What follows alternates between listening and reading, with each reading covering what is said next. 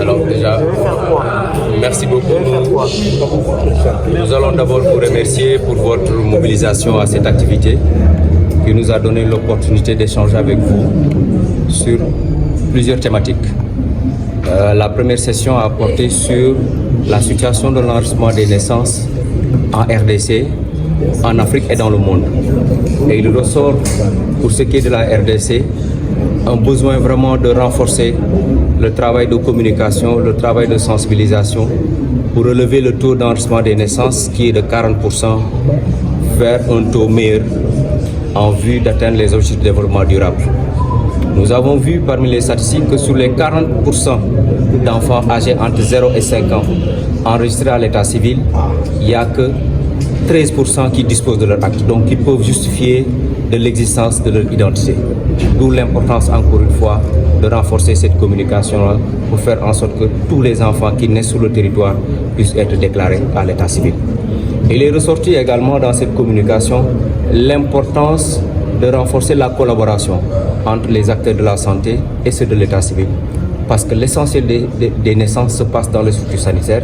Et en vue de cette collaboration, il est possible que chaque enfant qui naît dans un centre d'état civil, dans une structure sanitaire, puisse être enregistré à l'état civil avant même la sortie de la maman. L'expérience a été développée dans plusieurs provinces et aujourd'hui on sait que c'est la voie sanitaire en vue d'une déclaration systématique des naissances. Il est ressorti également un certain nombre de défis.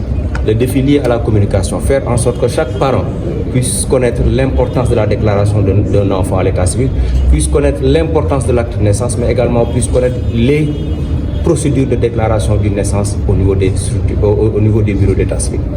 L'autre défi, c'est lié à la modernisation du système d'état civil. C'est revenu dans les communications. Faire en sorte que les systèmes de l'état civil, les systèmes de la santé, les systèmes de la population et les systèmes, des autres secteurs puissent communiquer, faire en sorte que chaque enfant qui naît dans un territoire soit notifié à l'état civil et que l'état civil également puisse délivrer l'acte dans les délais. L'autre défi, c'est le défi vraiment de la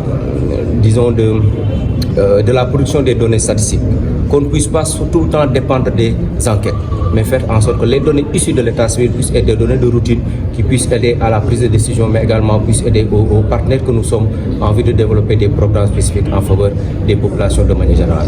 Voilà un peu ce qu'on a pu tirer de cette session et on espère que ça sera l'occasion pour les journalistes que vous êtes de pouvoir diffuser largement le thème de cette journée, mais également mettre l'accent sur les besoins des populations en termes de déclaration de naissance, mais en termes d'information, de communication. Merci. Et tous les services du ministère de l'Intérieur sont des attributions régaliennes de l'État. Donc la prise en charge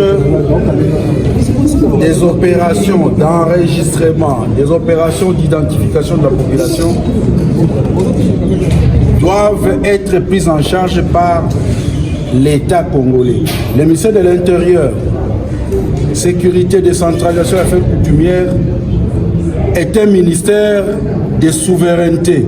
Il n'y a pas au ministère de l'Intérieur un service qui ne gère pas la population. Et lorsqu'on a un service qui gère la population, on doit avoir des outils, on doit avoir des intrants pour l'enregistrement, pour l'identification de cette population. C'est que nous ne semblons pas tellement voir dans notre pays. Et donc nous sommes ici, après avoir répété le message de sensibilisation à la population, nous avons voulu aussi porter un message à l'autorité sur les soutiens ou l'apport financier qu'on doit apporter, technique aussi, qu'on doit apporter pour la production des registres, pour la production de tout ce qui est intrant, qui entre en ligne de compte pour l'enregistrement et l'identification de la population. Mais à l'ère du numérique, pour la journée d'aujourd'hui, nous avons dit qu'il faut relever un lien, les liens qui existent entre l'enregistrement des faits d'état civil et l'identification de la population ou l'identité juridique.